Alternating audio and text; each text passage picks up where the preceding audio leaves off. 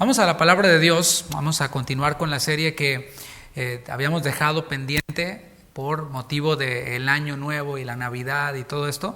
Hoy vamos a retomar esta serie en la primera carta a los Corintios, que se titula El orden de Dios en la iglesia, que ya está en sus últimos capítulos, en su última parte. El título de la enseñanza de hoy es Dones en acción y en orden. Dones en acción y en orden. Vamos a tomar como base el capítulo 14, versículo 40, y después vamos a ir desde el versículo 1 hasta el 40. Vamos a cubrir todo el capítulo del día de hoy. Dice primero los Corintios 14, 40. Pero hágase todo decentemente y con orden. Estamos en la sección de esta carta que tiene que ver con dones, con ministerios y con operaciones espirituales. En la primera sección, en el capítulo 12, cuando inició este tema, habló acerca de lo neumático, lo espiritual. No utilizó la palabra don, sino que utilizó la palabra espiritual únicamente. No usó don espiritual en el original, sino únicamente la palabra neumático, que es espiritual. Recordemos que los cristianos corintios eran personas complejas, vamos a dejarlo ahí. Eran personas especiales. Para llamarles como Pablo les llamó en el capítulo 3, versículo 3, les llamó carnales. Y no de carnal, de qué onda carnal, sino carnal de aquella persona quien se guía por su carne, por sus instintos. Les llamó también niños en Cristo, y en el capítulo 3, versículo 3.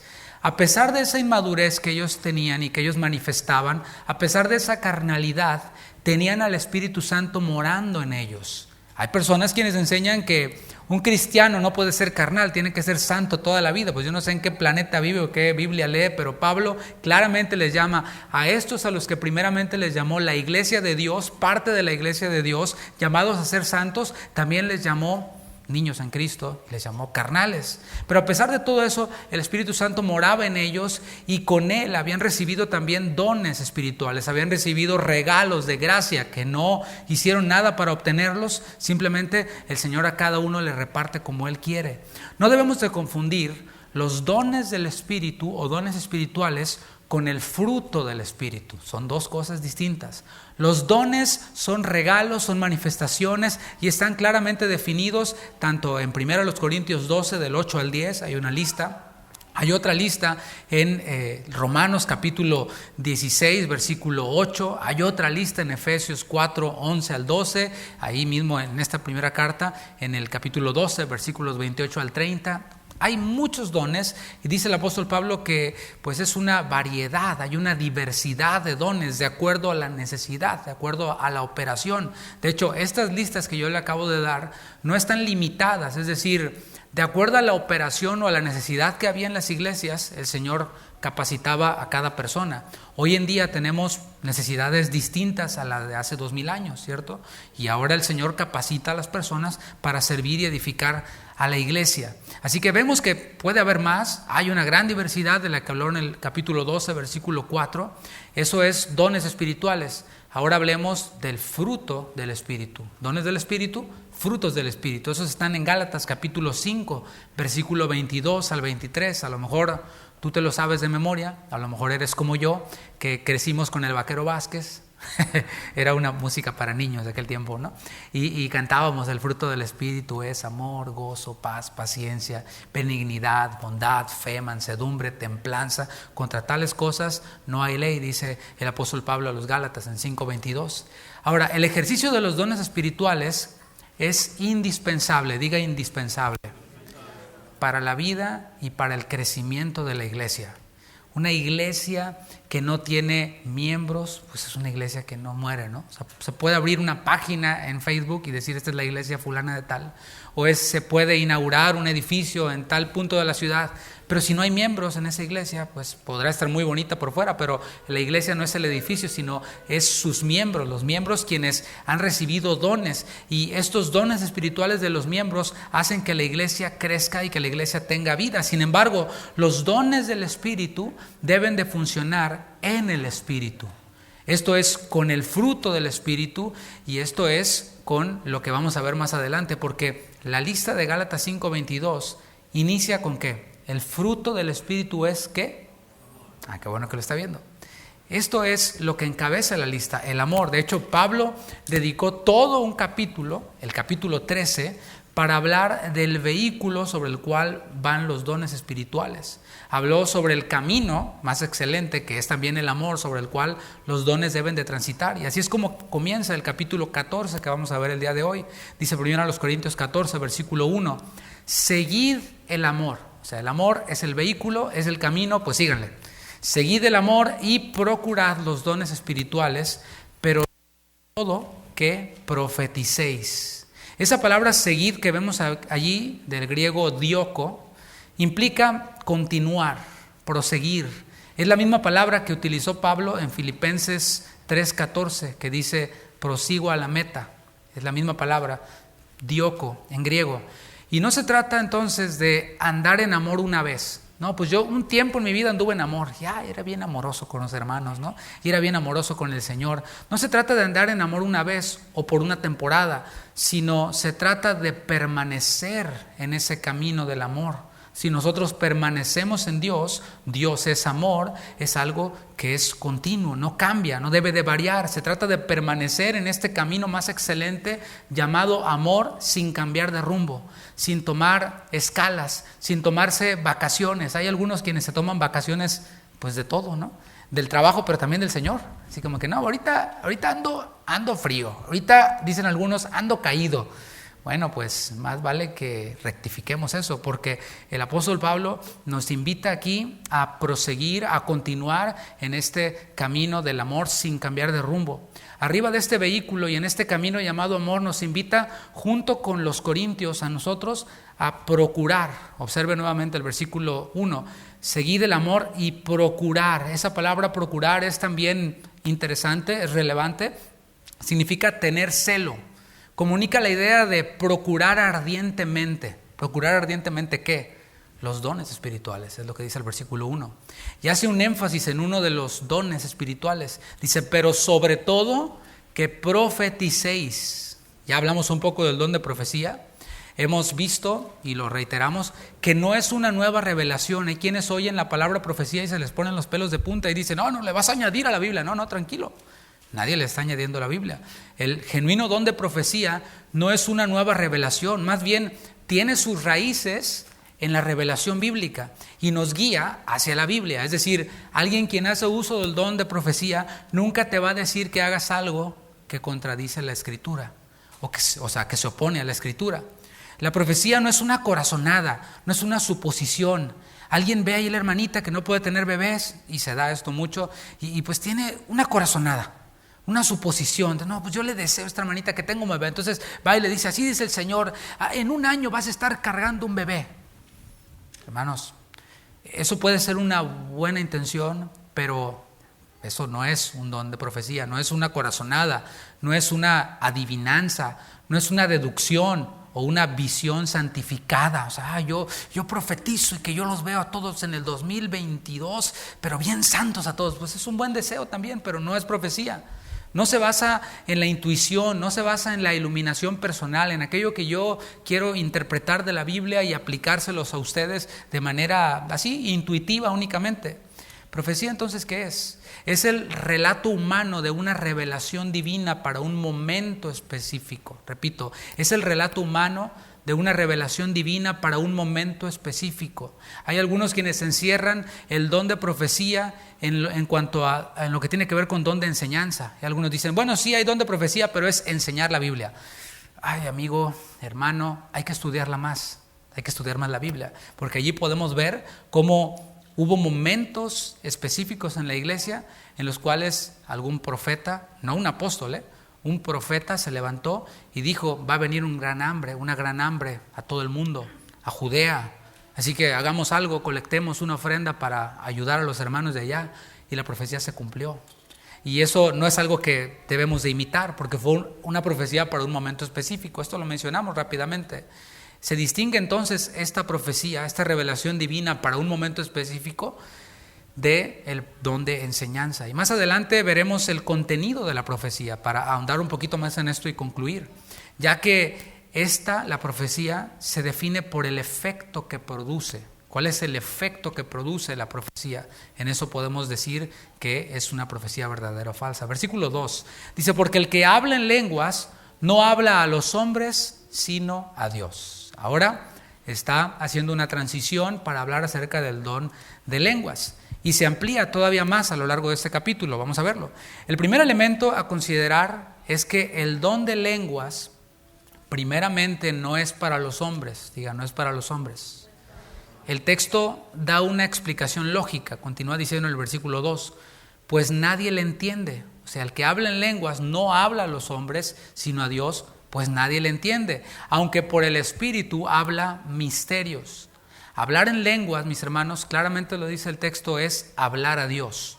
Por tanto, es un tipo de oración. Esto es el don de lenguas. Cuando oramos, hay veces que, no sé si te ha pasado, pero como que se nos acaban las palabras, como que ya no tengo más que decir al Señor, o sea, como que ya mi lenguaje, mi vocabulario está limitado para decirle todo lo que yo quisiera decir al Señor, en gratitud, en alabanza, como sea. Bueno, este don de lenguas da la posibilidad a quien lo usa de expresarle a Dios sus maravillas de una forma todavía más amplia. Esto es el don de lenguas en una de sus modalidades. En el siguiente versículo vemos el contenido de la profecía, la cual quedó pendiente, va a estar como yendo hacia las lenguas, hacia la profecía. Dice el versículo 3, pero el que profetiza habla a los hombres para edificación, exhortación y consolación. Hablar en lenguas es para hablar con Dios, no a los hombres, aunque vimos en el libro de los Hechos que aquellos quienes estaban hablando en lenguas estaban proclamando que las maravillas de Dios y otros entendían. O sea, el Señor les permitió que entendieran aquellos quienes estaban oyendo, aquellos incrédulos. Pero principalmente el don de lenguas es para hablar con Dios y la profecía es para hablar a los hombres. Y el contenido de la profecía es ¿cuál? Edificar, construir, restaurar, dice para edificación. Eso es lo que la palabra edificación nos comunica. Nos comunica construcción, nos comunica restauración.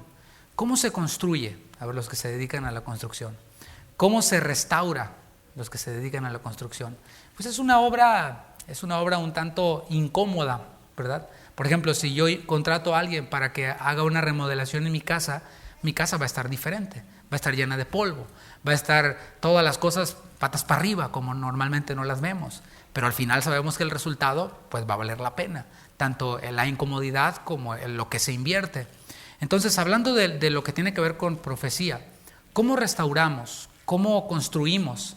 Pues según el texto, exhortando y consolando con la palabra.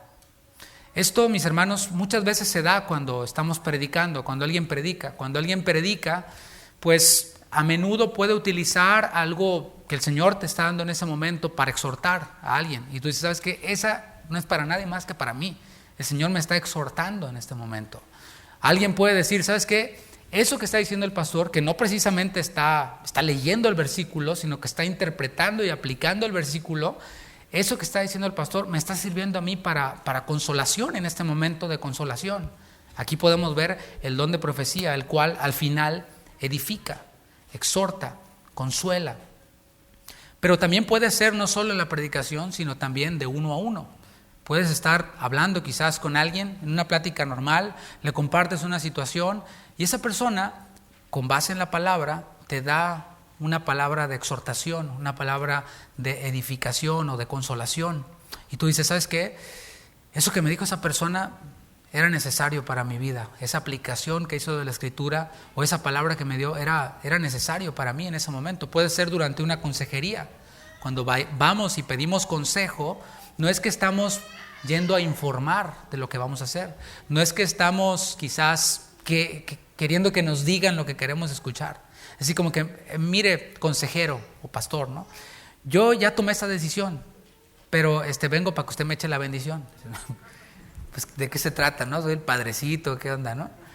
Y a veces uno lo percibe y dice, pues le doy la bendición. O sea, pues, no me está dando espacio para que le dé una palabra. Está cerrando su oído y está simplemente, pues, informándome de lo que va a hacer. Hay veces que de plano ni te invitan a su fiesta, ¿no? Simplemente hacen lo que tienen que hacer. Y después vienen con la boca rota o después vienen con las consecuencias de su decisión a la cual no tomaron en cuenta nadie más que su intuición o qué sé yo. Y después viene, ¿no? Y bueno, pues a uno le toca pues restaurar lo roto, ¿no? Lo que se pudo evitar romper. Pero bueno, voy a dejar de sacar mis amarguras y voy a seguir predicando, ¿no? Puede ser durante una consejería que recibamos entonces una palabra de exhortación, una palabra de consolación, que al final nos edifica. Versículo 4, el que habla en lengua extraña, a sí mismo se edifica, pero el que profetiza, edifica a la iglesia. Este texto ayuda a poner ambos dones, tanto el de lenguas como el de profecía, a ponerlos en la balanza, como que los pone ahí en la balanza y vemos cuál es el objetivo. ¿Cuál es el objetivo según el texto? Edificar a la iglesia. El don de lenguas, ¿a quién edifica? Pregunta. Ahí se quedaron muy callados. El don de lenguas edifica al que tiene el don de lenguas, porque mientras ora puede glorificar a Dios de una manera más amplia. Entonces el que habla en lenguas, el que tiene el don de lenguas, se edifica a sí mismo. Y no hay nada de malo en eso, ¿sabes? O sea, todos los dones espirituales de alguna o de otra forma edifican al que lo está ejecutando, al que lo está ejercitando. Por ejemplo, ahora mismo yo estoy enseñando. Yo no le estoy enseñando a usted todo lo que yo estudié para este tema. Gracias a Dios, dice, si no, nos vamos aquí a las 3 de la mañana, ¿no?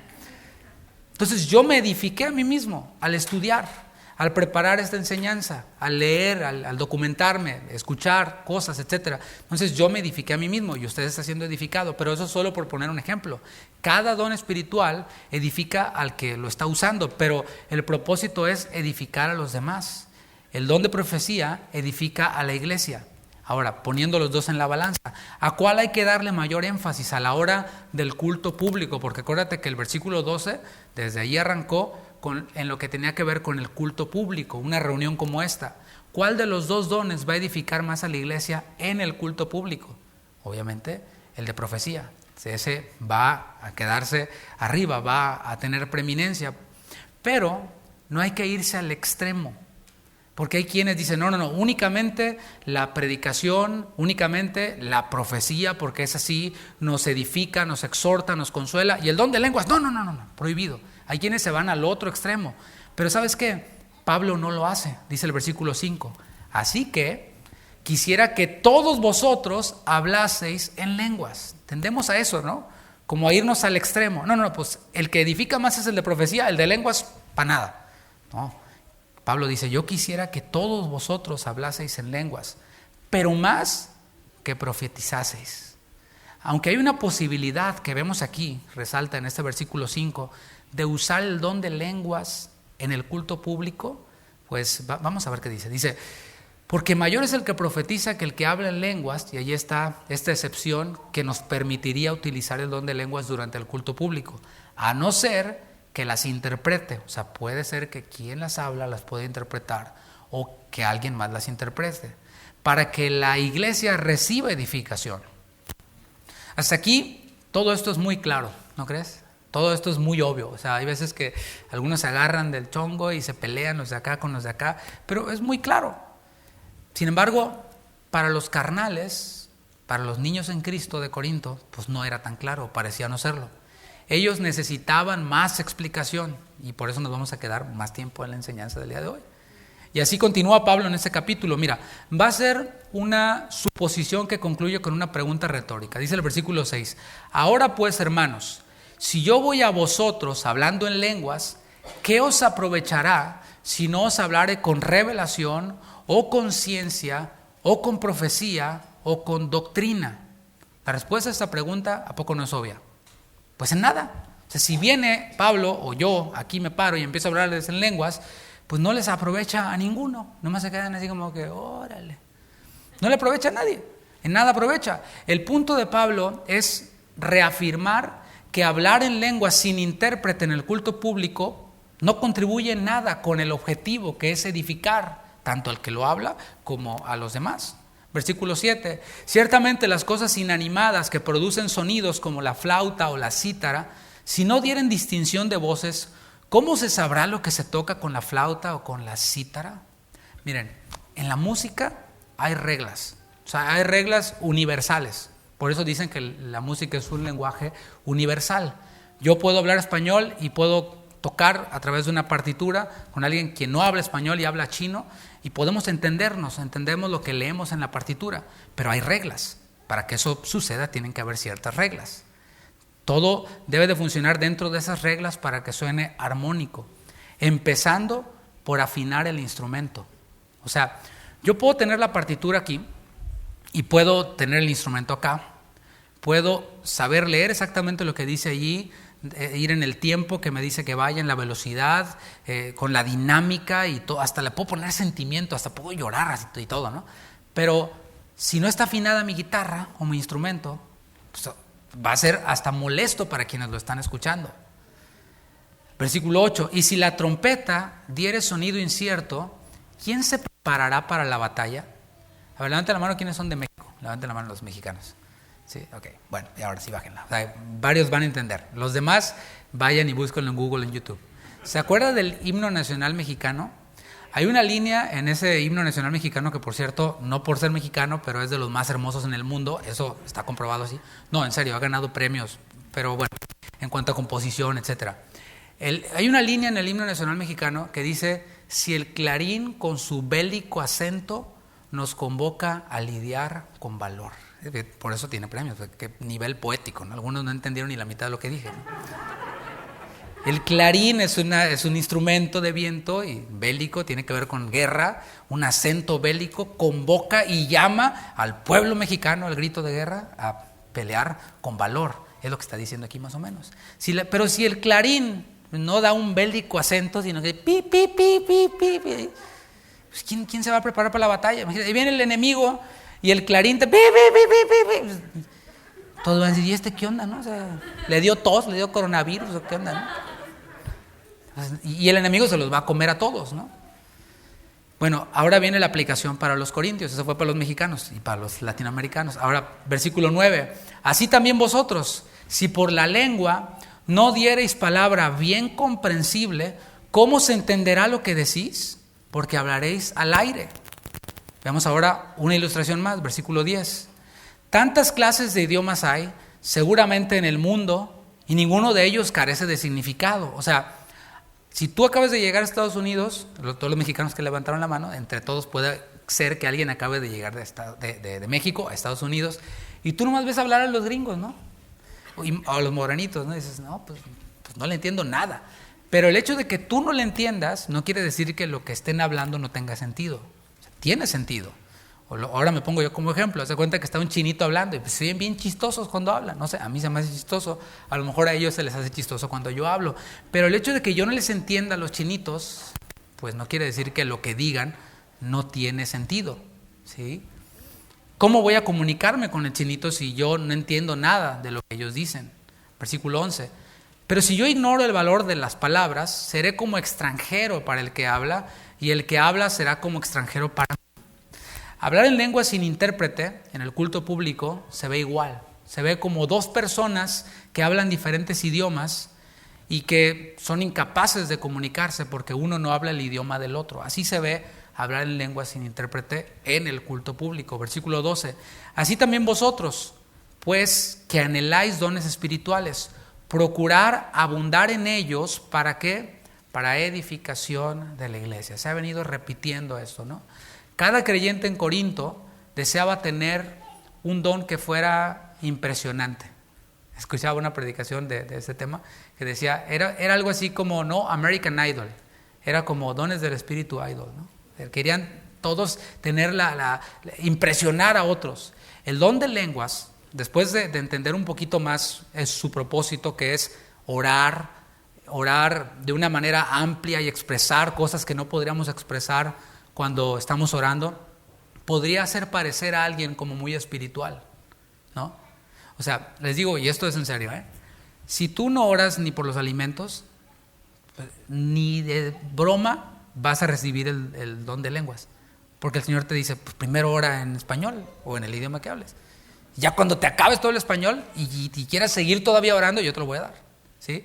Entonces, pensando en esto, ese don de lenguas, a quien lo tiene, puede que haga parecer a esa persona, quien lo posee, como muy espiritual. Dices, no, esta persona sí ora rete harto. O sea, yo ni por los alimentos, esta persona ora tanto que hasta tiene el don de lenguas y ora al Señor en otras lenguas, ¿no? Así que este es el riesgo, que puede ser que aquellos quienes pues no lo tienen quieran aparentar tenerlo para impresionar a otros, y este era el caso de los corintios. Y en lo privado está bien, que oremos y que oremos y que oremos y hasta en lenguas y todo, pero en el culto público Pablo les dice, cuando estén reunidos, eso está bien, pero denle mayor énfasis a los dones que edifican más a todos. Pero nuevamente, fíjate cómo reitera el versículo 13, esta no desacreditación, no descarta el don, dice, por lo cual el que habla en lengua extraña, ¿qué dice? Pida en oración poder interpretarla. O sea, no dice mejor no, dice pide en oración poder interpretarla. En los siguientes versículos nos da un panorama más amplio sobre el orar en lenguas. Dice el versículo 14, porque si yo oro en lengua desconocida, ¿qué ora? La parte espiritual de la persona. Mi espíritu ora, pero mi entendimiento queda sin fruto. Cuando oramos en lenguas, mis hermanos, no estamos entendiendo lo que estamos diciendo, pero de algo sí podemos estar seguros, de que estamos bendiciendo a Dios. En el capítulo 12, versículo 3, Pablo dijo, por tanto os hago saber que nadie que hable por el Espíritu de Dios llama anatema a Jesús. Y nadie puede llamar a Jesús Señor sino por el Espíritu Santo. Aquel quien habla en lenguas, aunque no entienda lo que está diciendo, puede estar seguro de que no está maldiciendo al Señor, sino que está bendiciendo a Dios. Versículo 15. ¿Qué pues? Oraré con el Espíritu, pero oraré también con el entendimiento. Mira, aquí hay algo bien interesante. ¿Por qué? Y préstenme atención los que están en la alabanza, por cierto. No sé si están aquí. Okay. Cuando nosotros utilizamos el don de lenguas, debemos o la oración o cualquier otro don, de pensar en que otros sean beneficiados. Y debe de hacerse con el entendimiento, ¿sí?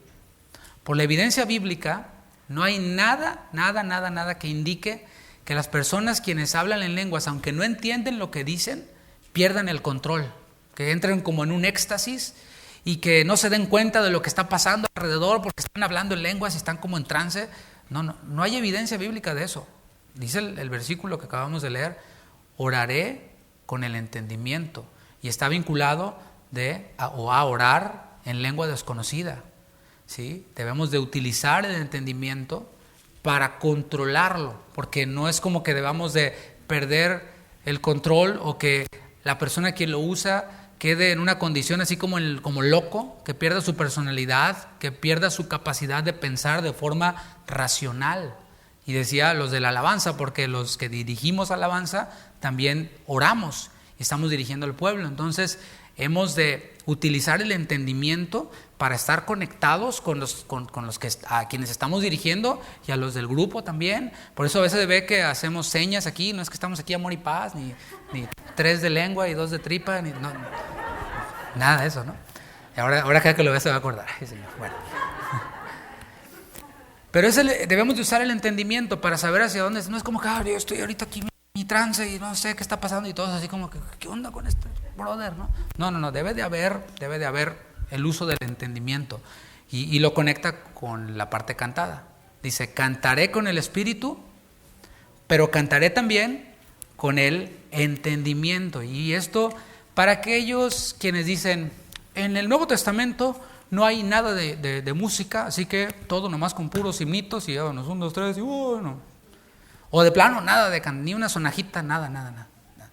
Pues aquí podemos ver la evidencia de la música en el Nuevo Testamento. La palabra cantar que utiliza aquí, sabes que no se limita únicamente a utilizar el instrumento de la voz. Es la palabra psalo, que de la Septuaginta, o en la Septuaginta se tradujo de la palabra salmo. Salmo en el hebreo ya lleva implícito música, es rasgar, es tañer un instrumento de cuerdas con los dedos, y de allí cantar con un arpa, cantar salmos acompañados con un arpa. Este canto tampoco debe ser como un poseído, el que canta y toca, como algunos dicen, ¿no? No sé si te ha pasado, tú vengas de esa corriente en la cual de pronto está acá y todo, y canta, y el Espíritu lo tomó el hermano, no, pues ya, de aquí no nos fuimos, ¿no? Y el predicador se queda ahí, ¿no? No, ya de plano suelta la Biblia y dice, no, pues ya de aquí no nos fuimos, ¿no? Ya no prediqué. Y se baja el de la alabanza, no, lo siento, pastor, es que el Espíritu me tomó. No, tú te has de haber tomado quién sabe qué, pero no es así, no es así.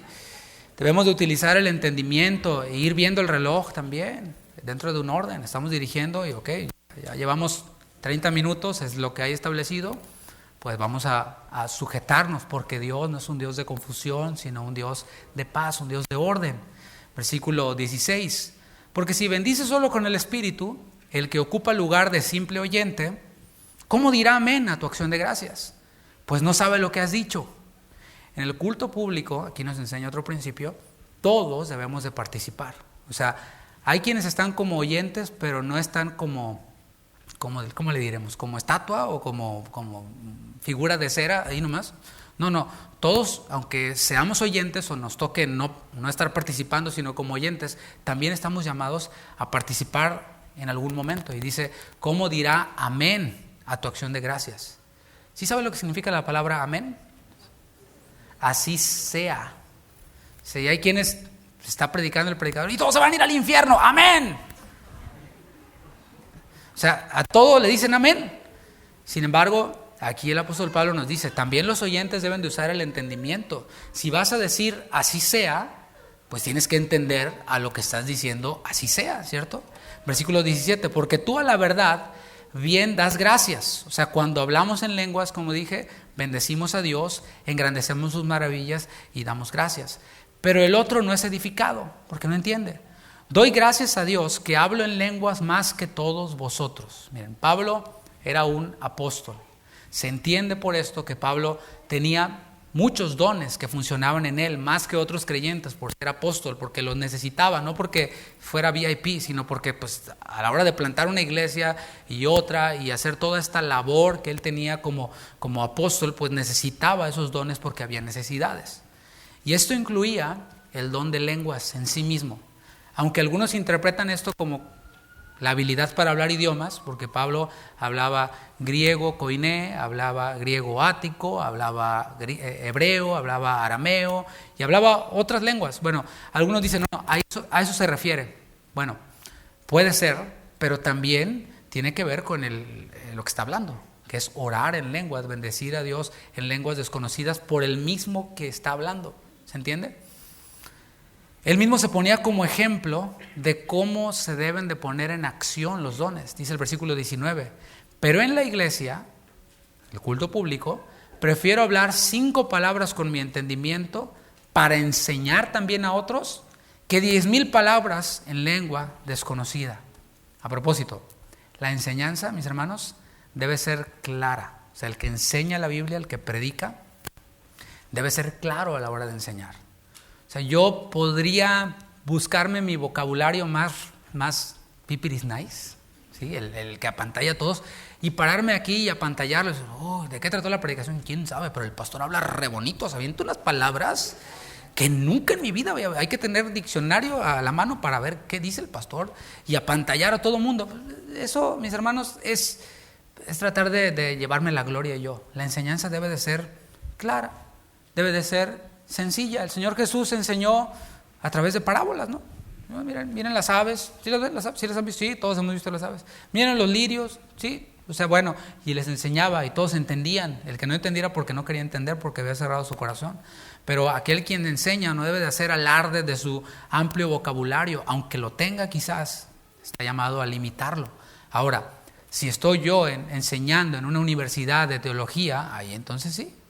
Ahí no me voy a andar con mis cositas y con mis cosas sencillas o palabras simples, ¿no? Sino ahí pues ya vamos a hablar de cosas gruesas. O sea, cada predicador, cada expositor debe de saber ante el público ante el cual está hablando. Y el propósito es edificar.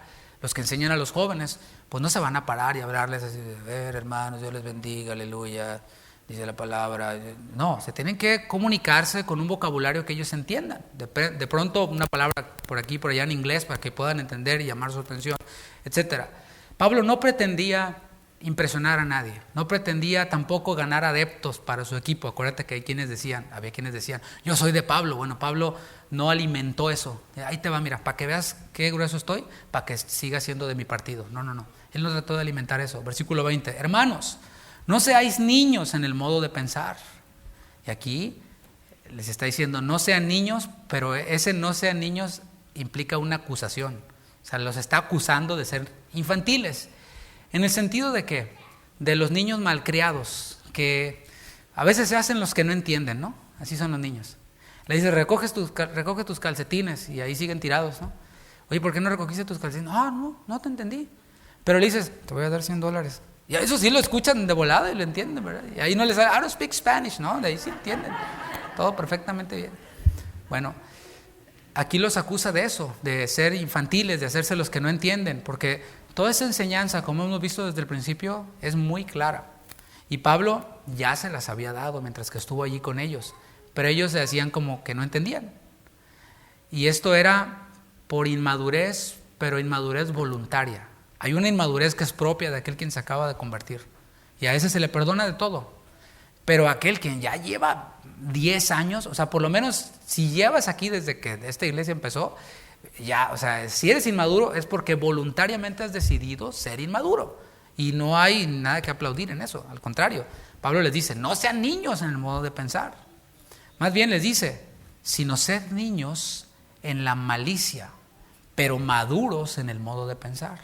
Para unas cosas sí hay que ser niños en cuanto a la malicia. Hay cosas para las cuales debemos de hacernos como niños, debemos de confiar como niños y también debemos de ser inocentes como niños, no suspicaces, no buscarle el quinto pie al gato, no ser desconfiados. Los niños no son así. Los niños le dices, oye, te voy a llevar a Disneylandia. Sí, están listos, puestos ya con la capa y todo, ya están listos.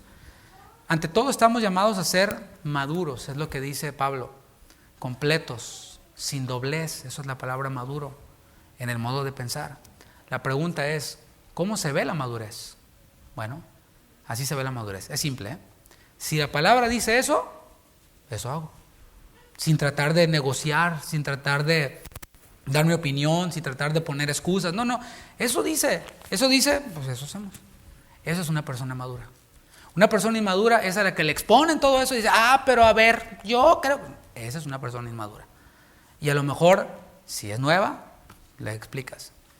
Pero si no lo es, pues también le explicas, porque es lo que está haciendo Pablo, ¿no? Como todo buen pastor, Pablo conocía a su gente.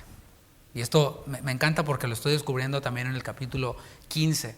Cómo Pablo conocía a su audiencia, porque un pastor conoce a sus ovejas. Como decía el domingo, un pastor no necesita preguntar, ¿cómo anda tu vida espiritual? Se ve. En lo que publicas en Facebook, hasta en los ojitos, que ni te veo muy bien, se ve. Y uno se da cuenta y pues no anda uno atrás de ti, y hoy te veo medio decaído, a ver, voy a orar por ti. No, yo oro por ti en las mañanas, yo oro por ti. Y lloro a veces, ¿no? Pero Pablo también los conocía y sabía que esta enseñanza que él estaba trayendo iba a provocar objeciones. ¿Entiende lo que es una objeción? Protesto, no estoy de acuerdo. Con base en la opinión. Podemos objetar, por cierto, ¿eh? Podemos hacer una observación y decir, bueno, en esto no estoy de acuerdo, pero no con base en mi opinión. Porque si yo pongo mi opinión y tú pones la tuya, no vamos a llegar a ningún lado. Hay objeciones válidas que no son tampoco con base en los sentimientos, sino con base en la palabra. Y Pablo conocía a su gente y decía, esos van a objetar con base en sus sentimientos, con base en su opinión o con base en la experiencia. Ese es otro elemento, mis hermanos, que debemos de tener muchísimo cuidado. ¿Se entiende a lo que me refiero con la experiencia? No, pues es que así me ha funcionado a mí, yo así lo he hecho siempre y todo ha estado bien. Bueno, qué bueno, pero la Biblia sigue diciendo que te dejes transformar por medio de la renovación de tu entendimiento para que comprobéis. Ahí está la experiencia. La experiencia viene por un entendimiento renovado desde la palabra, no porque así funcionó toda la vida, no porque así lo hacían en la iglesia de donde vengo, no porque así lo hacen en la iglesia de quién sabe quién, no, es por la palabra y eso es madurez, ¿te fijas? Lo conecta todo con madurez. Así que, ¿qué es lo que hace Pablo? Precisamente todo lo contrario. En vez de acudir a su opinión, a sus sentimientos, lo que hace es apelar a la palabra, al Antiguo Testamento. Y les cita de forma parafraseada Isaías 28, 11 al 12. Y dice el versículo 21, en la ley está escrito, o sea, no dice, yo siento que no. En la ley está escrito, en otras lenguas y con otros labios hablaré a este pueblo, y ni aún así me oirán, dice el Señor. Ya he establecido que orar en lenguas es para bendecir a Dios, para expresar sus maravillas y para edificar al que ora, también para darle gracias, ¿no? Y ahora introduce este texto que puede parecer a lo mejor un poquito como, ¿y eso qué tiene que ver, no? Ahorita lo vamos a ver. Según la interpretación de algunos, este versículo es la base para apoyar que el que habla en lenguas está emitiendo juicio sobre otros y que por lo tanto no se debe de hablar en lenguas. Bueno, vamos a explicar esto, ¿no? Versículo 22. Así que las lenguas son por señal no a los creyentes, sino a los incrédulos. Aquí introduce a los incrédulos, pero refiriéndose, fíjese bien, a los judíos, porque en Hechos capítulo 2, ¿a quiénes hablaron? ¿En dónde estaban? En el templo, cuando descendió el Espíritu Santo y hablaron en otras lenguas, estaba ahí lleno de judíos que venían de muchos lados del mundo, ¿sí? Y aquí introduce a ellos, a los judíos incrédulos, quienes ya han oído. Porque acuérdate que en Hechos 2, muchos venían al templo, muchos se convirtieron y se bautizaron, pero hubo otros que no creyeron. Y no eran nuevos, para ellos no era nada nuevo, porque Pedro dijo, esto es lo que profetizó el profeta Joel. O sea, apeló siempre a la Escritura. Ellos conocían todo eso, pero cerraron su corazón. Bueno, estos, quienes cierran su corazón, incluso oyen hablar en otras lenguas, el juicio de Dios está sobre ellos. Cuando Dios hablaba a las personas, a los judíos, en un lenguaje que no podían entender, era una forma de castigo por no haber creído. Y representa la ira de Dios. El discurso que ellos no comprenden no los va a guiar, no los va a instruir, no los va a mover a la fe ni al arrepentimiento. Lo que va a hacer es que los va a confundir y los va a destruir. Y sigue siendo el mismo principio para aquellos quienes endurecen su corazón. Decía Charles Spurgeon, la misma palabra o la misma luz que derrite el hielo es la que endurece la piedra o el barro. Es la misma luz. O sea, la misma palabra para aquel que encierra su corazón lo endurece más. Y dices, ¿cómo es posible que esté en esa condición si escucha tremendas predicaciones y lee tremendos libros? Sí, porque endureció su corazón. Y a este otro está siendo expuesto a la misma palabra y está cada vez más maleable en manos del Señor, más moldeable en manos del Señor. Bueno, depende de la actitud de cada quien y a esto se refiere. Sin embargo, dejamos por un lado a los incrédulos judíos, porque estaban los incrédulos gentiles. O sea, los de esa región. Acuérdate que Corinto estaba en Grecia. Estaba lleno de gentiles que no tenían nada que ver con el judaísmo ni nada. Si a ellos se les hablaba en lenguas, era como que si les estuvieran dando una condena sin haberles dado la oportunidad de creer en el Señor. ¿Se entiende? O sea, los judíos que no creían les hablaban en lenguas para condenación. O sea, ya decía Dios, mira, te voy a hablar en lengua extraña para que sigas en tu dureza. Pero estos todavía no creen. ¿Cómo les estás emitiendo este juicio de condenación cuando todavía no han dado respuesta? Eso es lo que significa este versículo. Esta práctica de hablar en lenguas, por lo tanto, ante los incrédulos, estorba la predicación del Evangelio. Pero la profecía, no a los incrédulos, sino a los creyentes. El discurso para un creyente, ¿cuál es? Para un incrédulo es arrepiéntete de tus pecados. Y para un creyente es la santificación, la cual viene por la palabra. O sea, si tú ya creíste, pues no te voy a volver a predicar el Evangelio porque ya creíste. O sea, te va a edificar que lo oigas, pero necesitas algo más, que es lo que tiene que ver con la santificación. Y la profecía aporta eso, aporta edificación, consolación y exhortación. Ahora Pablo se va a poner más práctico. Si dices así como que, ok, too much information, bueno, pues apenas vamos arrancando, no es cierto. Y Pablo aquí se empieza a poner más práctico. De hecho, más de uno de nosotros hemos tenido una experiencia así como esta. Dice, si pues toda la iglesia se reúne en un solo lugar y todos hablan en lenguas y entran indoctos o incrédulos, ¿no dirán que estáis locos? Por un lado, hablar en lenguas ante un incrédulo es usar el elemento que Dios usó para condenar a los judíos que no creyeron. Pero por otro lado está la relación, o la reacción de los incrédulos ante la manifestación de la profecía. ¿sí? Que dice más adelante, dice, es convencido, es juzgado. Por un lado, el incrédulo que ve a un grupo de creyentes hablando en lengua, no entiende nada, dice, esos están locos, esos son unos fanáticos, eso debe ser una secta, quién sabe qué brujería están haciendo allí, ¿no? ¿Cuál es el efecto? El efecto es negativo. Pero cuando un incrédulo se sienta y escucha un mensaje de exhortación, de consolación, dice el versículo 24, pero si todos profetizan y entra algún incrédulo o un indocto, por todos es convencido, por todos es juzgado.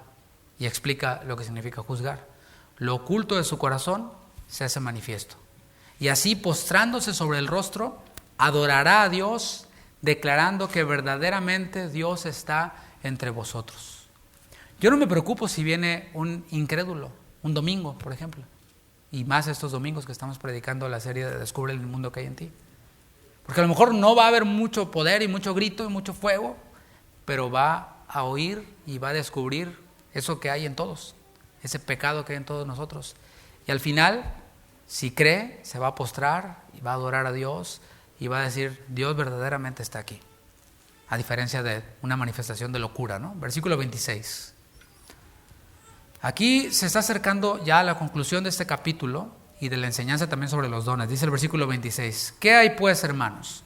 Cuando os reunís, cada uno de vosotros tiene salmo, tiene doctrina, tiene lengua, tiene revelación, tiene interpretación. Bueno, todo eso es algo bueno, pero nos recuerda el objetivo. Hágase todo para edificación. No olviden el objetivo. Cuando se reúnan, no olviden el objetivo. El objetivo no es que me den gusto, que me agrade, que me sienta bien. No. El objetivo es edificar a otros. Ser edificado y edificar a otros.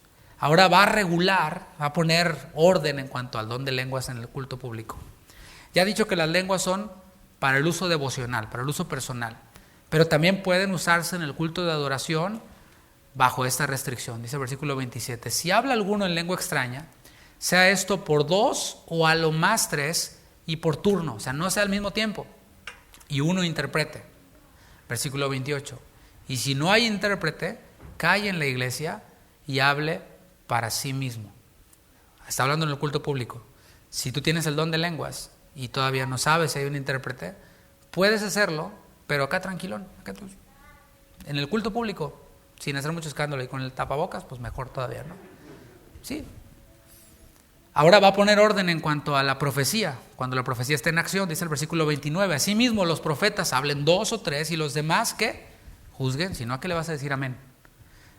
Y si algo le fuere revelado a otro que estuviere sentado, calle primero, porque podéis profetizar todos uno por uno, para que todos aprendan y todos sean exhortados.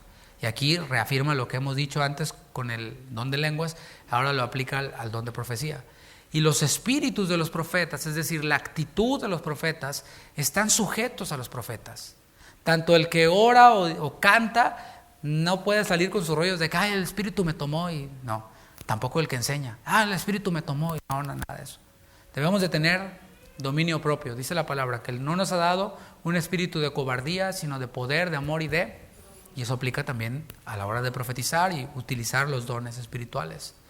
Debemos de hacer uso del buen juicio a la hora de usar este o cualquier otro don. Hacerlo en orden y bajo autoridad. Versículo 33. El argumento es este.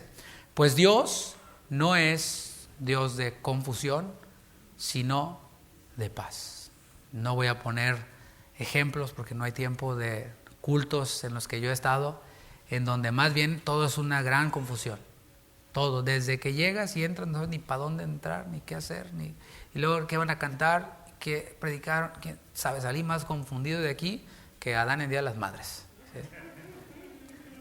Pues Dios no es Dios de confusión, sino de paz. Dios no es desordenado.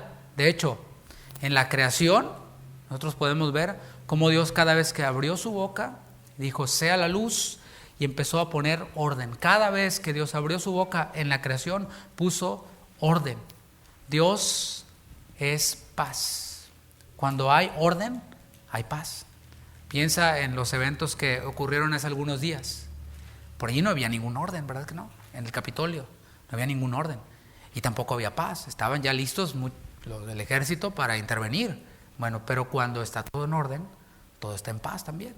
Cada culto de adoración debe de producir eso. Debe de producir paz en los oyentes, la cual viene de Dios y la cual nos da a través de su palabra. Es decir, el mensaje puede estar fuerte, o sea, el mensaje puede estarme confrontando con mi pecado, etcétera, pero al final debe de llevarme al punto de yo tomar una decisión y arrepentirme. Y cuando hay arrepentimiento, cuando hay perdón, hay paz.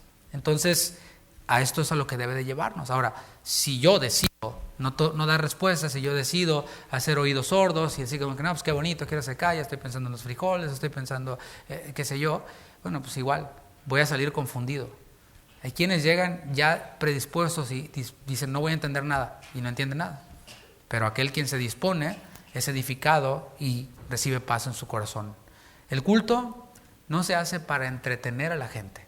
La reunión de la iglesia no es para entretener a la gente. Yo sé, hermanos, que estamos habituados a eso. Estamos habituados a que un culto sea un show, en donde, vamos, qué chido está, ¿no? Ya está salí, prendido, ¿no? Pero un culto no es para entretener a la gente. Según la palabra, es para edificar a los creyentes y así el Dios de paz es glorificado. Y continúa diciendo Pablo, como en todas las iglesias de los santos. Y esta línea solita tiene mucho contenido y para ellos era como un golpe. Si tú lo lees, dices, no, pues como en todas las iglesias de los santos. Lo que les está dejando claro Pablo aquí es, oigan, corintios, yo estuve con ustedes por 2 años, por 1 año y medio, y no así con otras iglesias, pero no por eso piensen que ustedes son la más importante, que ustedes son la que dictan la tendencia, que ustedes son los VIP. No. Hay otras iglesias las cuales están formadas también por santos como ustedes, por separados, por apartados por Dios con un propósito. Los miembros de cada iglesia local, deben de reflejar el carácter santo de su Padre Dios. De hecho, la santidad está relacionada con el orden. Hermanos, hay mucho que hablar ahí. Si tú tienes ya 2 años de cristiano, vamos a decirlo así, tiene que verse un cambio. No solamente, ahora oigo más predicaciones, ahora voy a más reuniones, ahora estoy sirviendo en la iglesia. Está bien, sí, que bueno. Pero, ¿qué tal, por ejemplo, tus deudas? Ay, pastor, mejor hablemos de lenguas, ¿no? Sigues tomando las mismas decisiones de cuando eras incrédulo. Te sigues endeudando y sigues con todos los acreedores llamándote. No. El Señor también rectifica esas cosas. ¿Qué tal cómo educamos a nuestros hijos? ¿Cómo, se entiende? Muchas otras implicaciones. ¿Cómo somos como esposos? ¿Qué tan diligentes somos en el trabajo? Etcétera. Todo es parte del paquete de santificación. Cuando cambia el lechero, la leche también cambia. Y es de mejor calidad, como dice el pastor Chuy, ¿no? Entonces estoy diciendo que la santidad está relacionada con el orden. Si soy más santo, soy más ordenado en todo. Versículo 34. Vuestras mujeres callen en las congregaciones, porque a lo mejor ahorita ya andaban medias. ¿Ves, viejo? No, dice, las mujeres callen en las congregaciones, porque no les es permitido hablar, sino que estén sujetas, como también la ley lo dice. A ver, ya vimos en el capítulo 11 que el apóstol Pablo estaba hablando acerca de la mujer que ministraba y debía hacerlo bajo autoridad. Mira, imagínate una reunión en Corinto, en la iglesia en Corinto. Por un lado estaban muchos hablando en lenguas al mismo tiempo. Al mismo tiempo, 5 o 10 queriendo profetizar. Y otros, pues acuérdate que cuando se reunían en el ágape, antes de la cena del Señor, antes del culto, quiero decir, tenían una comida y se aventaban una botellota acá de vino completa. Y así querían profetizar. Y así querían hablar. Esto es literal, lo vemos en el mismo pasaje bíblico. Y a eso le añadimos mujeres queriendo enseñar. ¿Sí? Imagínate eso. Terrible, ¿no? Pablo dio por hecho en el capítulo 11 que las mujeres oraban y profetizaban y no dijo que eso estuviera mal. Pero lo hacían sin tener señal de autoridad, sin estar sujetas a su marido. Y aquí se refiere a las mujeres casadas, aunque no excluye a las solteras. antes de orar las mujeres, antes de profetizar, tenían que aprender algo muy importante. ¿Sabes qué es? Lo que dice Efesios 5. Las casadas estén sujetas a sus maridos como al Señor, a sus propios maridos como al Señor. Y si quieren aprender algo, pregunten en casa a sus maridos. Y si mi marido no sabe nada, pues que aprenda, que se ponga las pilas, que sea el sacerdote del hogar, porque nosotros estamos para enseñarle. ¿Qué es eso de que tu esposa te anda enseñando la Biblia, brother? Bueno, mejor le sigo, ¿verdad? Por naturaleza el Señor nos puso como cabeza, ¿no? Pero a veces, no, pues hay que ella lea. Yo jalo mucho y vengo muy cansado y tú enséñales a los chamacos lo de la Biblia y eso yo no sé, yo jalo y yo traigo el cheque y Bartola, ahí te dejo estos 2 pesos.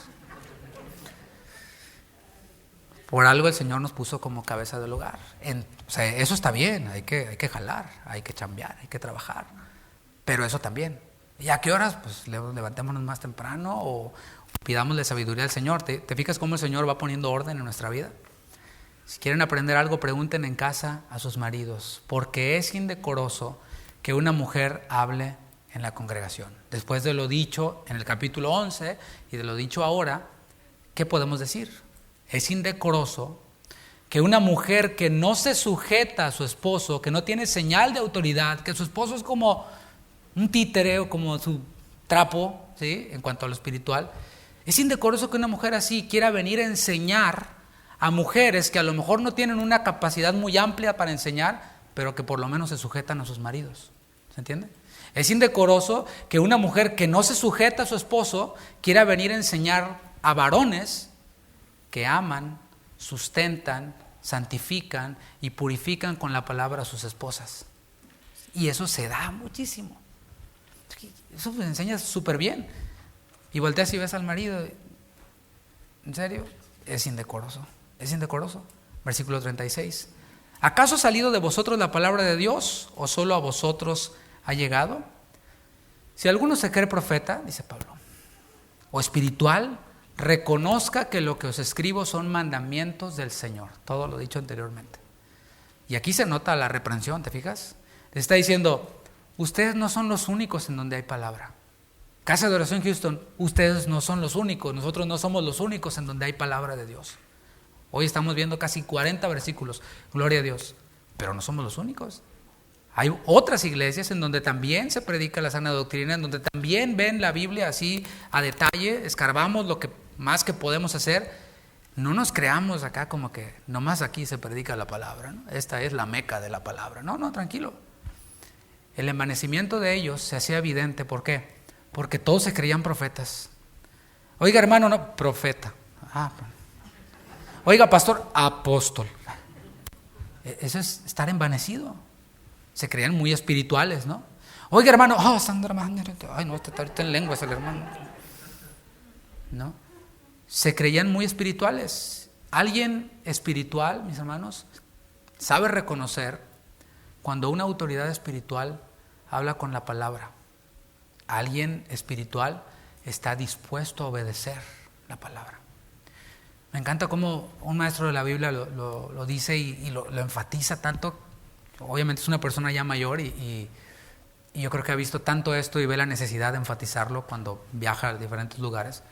Pero él dice esto: una autoridad espiritual es autoridad cuando usa la palabra de Dios. Está simple, ¿no? Pero está bien profundo. O sea, una autoridad espiritual no es autoridad espiritual siempre. También nos equivocamos, fallamos, también pecamos. Pero cuando se abre la palabra de Dios, es autoridad. Si lo que yo hablo, lo hablo respaldado en la palabra de Dios, o cualquier autoridad espiritual habla la palabra de Dios, tiene toda la autoridad. Y dice Pablo, reconozca que lo que os escribo son mandamientos, reconózcalo. No, pues es que no me caes bien.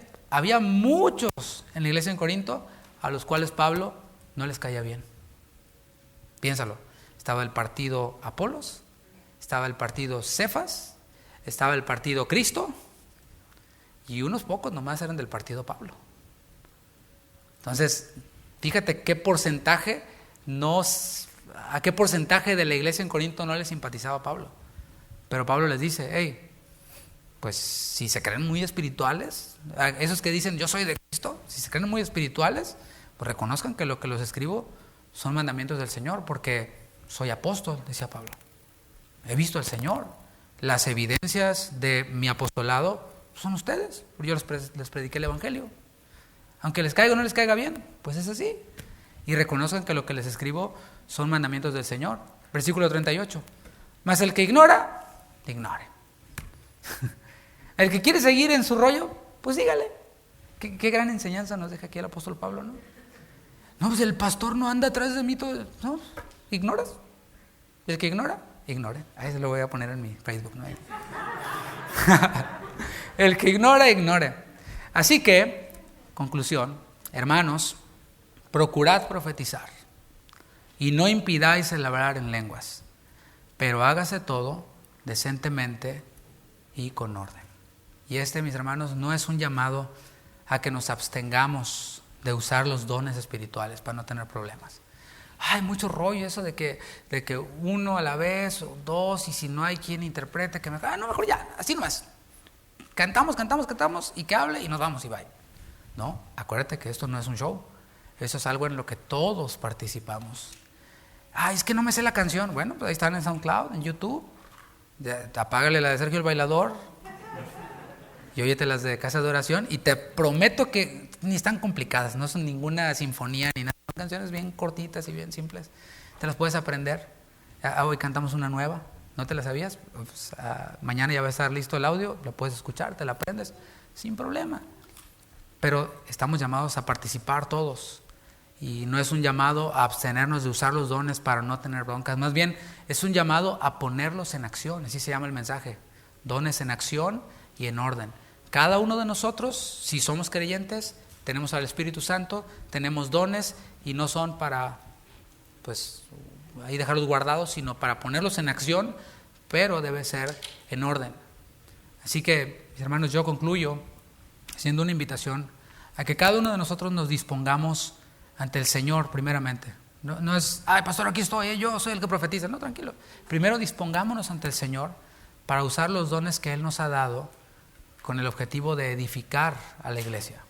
Y esto nos deja una conclusión que a lo mejor no te esperabas. El llamado en esta conclusión es a comprometernos con nuestra iglesia local. Porque mira, puedes tener dones espirituales, varios, muchos, pero si no eres parte de una iglesia local, pues ¿dónde los vas a poner por obra, no? O sea, puedo tener una cuchara, pero si no hay sopa, pues está muy bonita la cuchara, pero se necesita la sopa. Entonces, si yo soy un creyente, tengo dones, han de ser usados en la iglesia.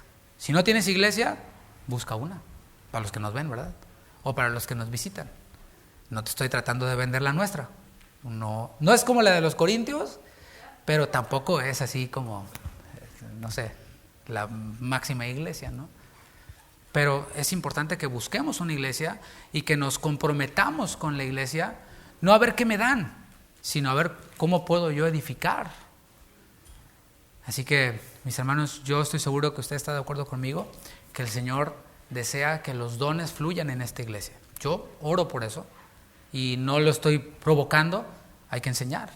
Y creo que hemos tenido ya una enseñanza fuerte e intensa acerca de los dones. Ya no estamos ignorantes, podemos empezar a pedirle al Señor primeramente: Señor, pues muéstrame.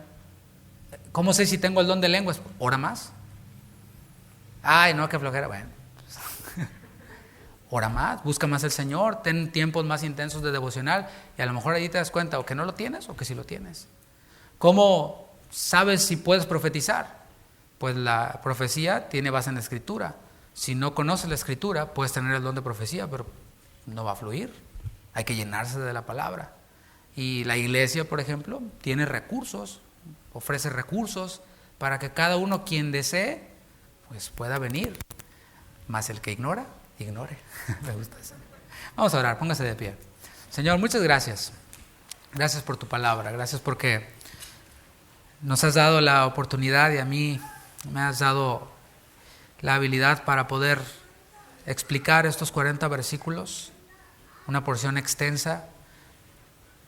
Pero Señor, has puesto una base ya con lo que hemos aprendido. Y no podemos quedarnos así nada más inmóviles. Creo que esa enseñanza puede resumirse en eso, que los dones están allí y que deben de usarse, pero deben de usarse con el objetivo de edificar, con el objetivo de hacer crecer a otros. Así que, Señor, yo te pido que cada uno de nosotros quienes estamos aquí podamos disponernos, que cada uno de mis hermanos quienes están aquí se dispongan para hacer uso de el don o los dones que tú les hayas dado, sea aquí o sea en la iglesia a la que pertenecen o la iglesia a la que tú les lleves, que puedan, Señor, ser creyentes que edifican, que puedan ser creyentes que muestran su amor no pensando en ellos mismos, sino pensando en los demás. Y que así podamos ver cómo tu iglesia es edificada cada día. La edificación de tu iglesia no depende únicamente de una persona o de dos, sino depende de todos los miembros que la forman. Porque tú tienes, Señor, tienes más operaciones para nosotros. Y conforme la iglesia va creciendo, hay mayores necesidades y se va haciendo también importante y necesario que haya hombres, mujeres dispuestos, dispuestas a decir: heme aquí, Señor, envíame a mí, yo iré, estoy dispuesto a hacer lo que tú me llames a hacer. Y esto me recuerda, Padre, a aquellos diáconos en el libro de los Hechos, los cuales comenzaron sirviendo a las mesas, una necesidad que había en ese momento, porque había viudas que atender, había comida que repartir entre las viudas, pero allí ellos mostraron su fidelidad, allí mostraron su constancia, allí mostraron que eran personas maduras, llenas del Espíritu, que ya eran conocidas así, llenas de sabiduría. Y después tú levantaste a un Esteban para que predicara aquel sermón que le costó la vida y que quedó registrado para nosotros. Después tú levantaste a un Felipe que fue y predicó en Samaria. Un Felipe que después vemos más adelante en el libro de los Hechos que tenía hijas, doncellas que profetizaban. No eran las muchachas que andaban de borrachas por ahí en los bares, eran doncellas, chicas santas, vírgenes, que habían dedicado su vida a profetizar, a esto precisamente, a edificar, a exhortar, a consolar, a construir. ¿Cuánto podemos, Señor, ver cuando te damos respuestas? Que cada uno de mis hermanos pueda levantar su mirada años adelante y pueda recordar este día, recordar el día en el cual dispuso su tiempo, se dispuso para utilizar los dones que tú has repartido, que tú has dado. No son nuestros, Señor, no los ganamos ni los compramos, tú nos los regalaste. Y queremos usarlos de la manera en la que tú quieres que los usemos. Gracias, Señor. Gracias por este tiempo. Gracias por tu palabra.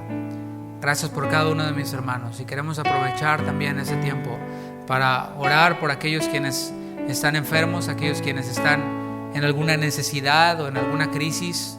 Te pedimos, Señor, que obres en ellos, que obres en sus corazones, que obres en la situación que estén viviendo y que estén pasando, que puedan entender el propósito que es para bien de aquellos quienes te aman.